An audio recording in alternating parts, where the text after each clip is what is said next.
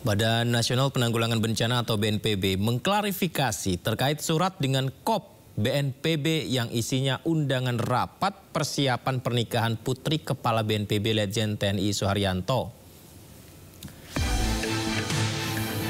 Ini viral di media sosial pemirsa, bisa dikatakan heboh ya warga yang ramai-ramai mengkritik bagaimana bisa surat berkop resmi untuk persiapan pernikahan. Dan BNPB menegaskan surat berkop resmi itu ditujukan hanya untuk internal, bukan pihak eksternal. Dijelaskan tidak ada maksud lain dari undangan rapat pernikahan dengan kop surat BNPB itu. Ada beberapa poin penting dari undangan ini. Yang pertama ingin kami sampaikan, undangan tersebut ditujukan kepada panitia yang sudah ditentukan oleh beliau. Panitia ini ada internalnya BNPB, ada juga di sebagian angkatannya beliau, termasuk juga polisinya. Kementerian Sosial menyatakan terus memantau keluarga Raya, balita asal Sukabumi yang meninggal dunia dengan tubuh dipenuhi cacing. Kasus ini menjadi pembelajaran agar pemerintah pusat hingga daerah betul-betul melakukan penyisiran terhadap warganya.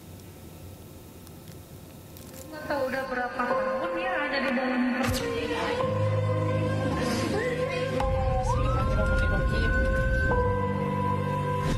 bahkan dari CT scan aja tuh udah kotak setelur cacing. Heboh balita asal Sukabumi bernama Raya meninggal dunia akibat ditemukan cacing di dalam tubuhnya menjadi perhatian khusus Kementerian Sosial. Kementerian Sosial pun turun tangan untuk melakukan asesmen keluarga Raya dan dipindahkan ke sentra Kemensos. Menteri Sosial Saifullah Yusuf di kantor Kementerian Sosial mengatakan asesmen itu dilakukan agar keluarga Raya bisa dipindahkan ke sentra yang dikelola oleh Kementerian Sosial. Kementerian Sosial juga sudah turun untuk melakukan asesmen dan sekarang kakaknya atau adiknya itu ya, orang tuanya dirawat. Orang tuanya, kakaknya atau adiknya yang sedang dalam asesmen yang insya Allah nanti akan dimasukkan ke sentra kita yang ada di Sukabumi. Saifullah Yusuf menambahkan kasus Raya akan menjadi pembelajaran agar pemerintah baik di tingkat pusat hingga ke daerah benar-benar melakukan penyisiran terhadap warganya.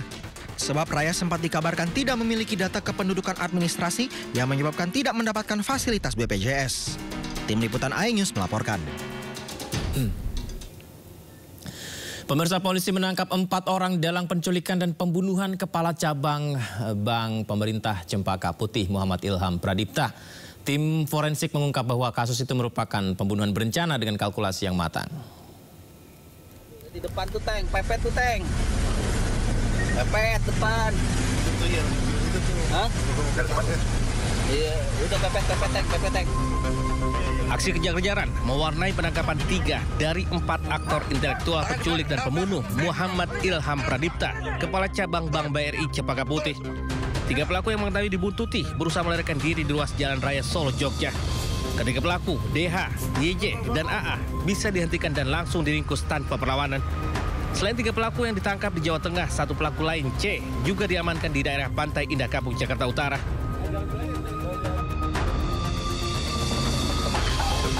Sementara itu, hasil pemeriksaan tim forensik Rumah Sakit Polri Kramat Jati menemukan luka benda tumpul di bagian leher dan dada yang menyebabkan korban kesulitan bernafas. Selain itu, tim juga masih menunggu hasil uji laboratorium apakah terdapat kandungan racun atau tidak pada tubuh korban. Tampaknya tidak bisa dielakkan bahwa ini memang merupakan kejahatan berencana.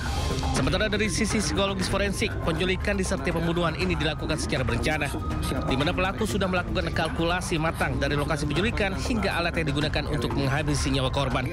Ditentukan siapa.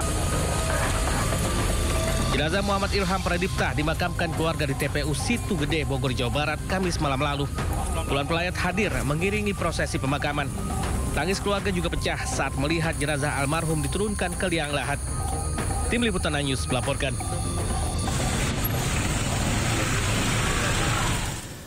Polisi telah menetapkan 8 tersangka kasus penculikan dan pembunuhan Kepala Cabang Bank Pemerintah Ilham Pradipta. Ke-8 pelaku ditangkap di sejumlah lokasi berbeda, di mana dari hasil pengusutan ke-8-nya memiliki peran yang berbeda-beda, yakni eksekutor hingga otak penculikan dan pembunuhan.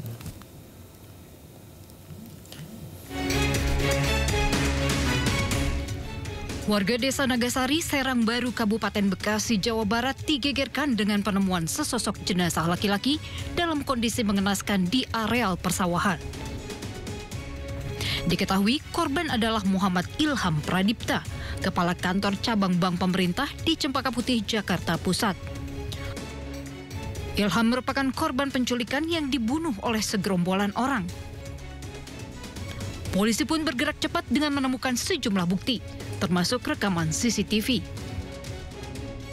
Rekaman tersebut menunjukkan detik-detik saat korban diduga diculik di parkiran pusat perbelanjaan di wilayah Jakarta Timur. Korban yang hendak masuk ke dalam mobil miliknya tiba-tiba disekap dan dimasukkan ke dalam mobil yang parkir bersebelahan dengan mobil korban oleh sejumlah orang. Tak perlu waktu lama bagi polisi untuk meringkus para pelaku. Dalam penangkapan pertama, polisi meringkus 4 eksekutor penculikan dan pembunuhan. Keempat pelaku ditangkap di 2 lokasi berbeda. AT, RS, dan RAH ditangkap di kawasan Johar Baru, Jakarta Pusat. Sementara 1 pelaku lainnya, RW, ditangkap begitu tiba di Bandara Komodo, Labuan Bajo, NTT.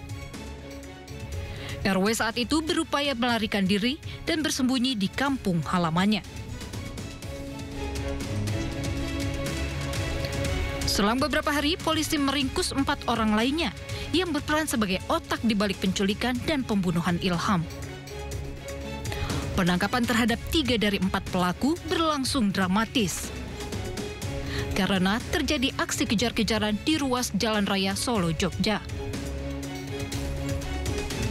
Sementara seorang otak lainnya diringkus di kawasan Pantai Indah Kapuk, Jakarta Utara. Dengan demikian, polisi total meringkus 8 tersangka di lokasi penangkapan yang berbeda-beda dan peran yang berbeda pula. Keluarga pun kini menuntut polisi mengusut tuntas motif pembunuhan tersebut dan meminta pelaku dihukum seberat-beratnya. Tim Liputan iNews melaporkan.